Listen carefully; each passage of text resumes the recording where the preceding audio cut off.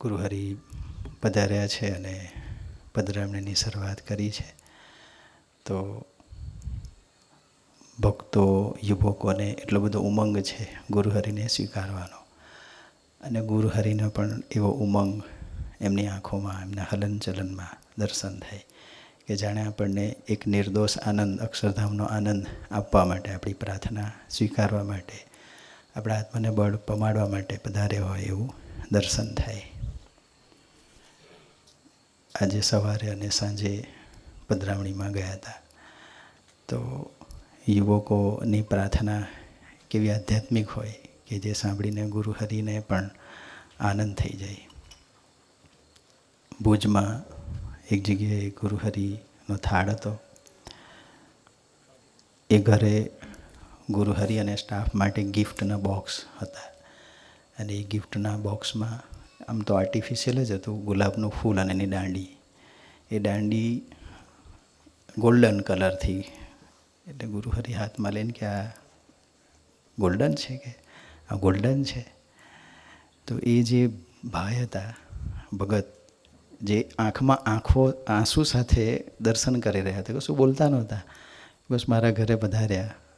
તો એમના મુખમાંથી કોઈ શબ્દો નીકળતા નહોતા, એમની આંખો કહેતી હતી કે હું બહુ અતિ ભાગ્યશાળી છું કે આ પુરુષના દર્શન થાય. બસ હાથ જોડીને બેસી રહ્યા હતા. પણ જ્યારે ગુરુહરિએ 2-3 વખત કીધું કે આ ગોલ્ડન છે, તો એ ખાલી 2 શબ્દ બોલ્યા કે હવે થઈ ગયું.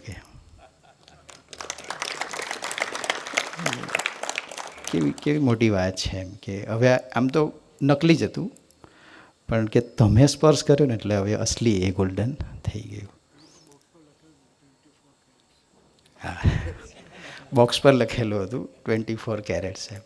એટલે પ્રભુ સ્વામીજી જોવે ને કે આ ખરેખર છે એમ.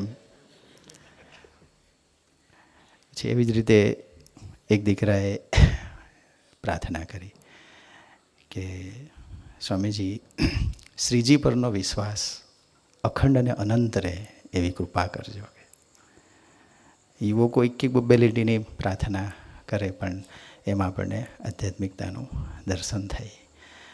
એક યુવકના ઘરે હમણાં ગયા હતા, કેનેડા છે, યશભાઈ પાનસુરે, એમના ઘરે બેઠા હતા.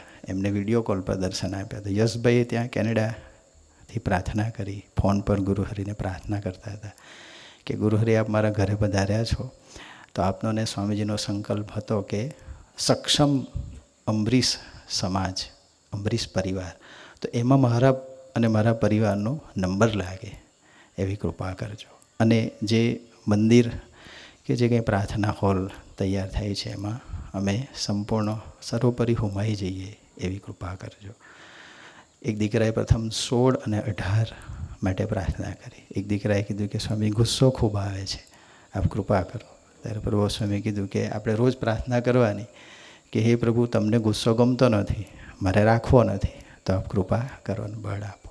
તો એવી રીતે અનંત સ્મૃતિ આપણને મળતી હોય છે. બસ એ સ્મૃતિને વાગોળ્યા કરીએ અને જે કંઈ આજ્ઞા આપણને આપે એને વિશ્વાસપૂર્વક એનું પાલન કરીએ. તો ગુરુહરિના શ્રી ચરણોમાં પ્રાર્થના કે અમે સૌ નવા અંબરીશો આજે એકત્રિત થયા છીએ.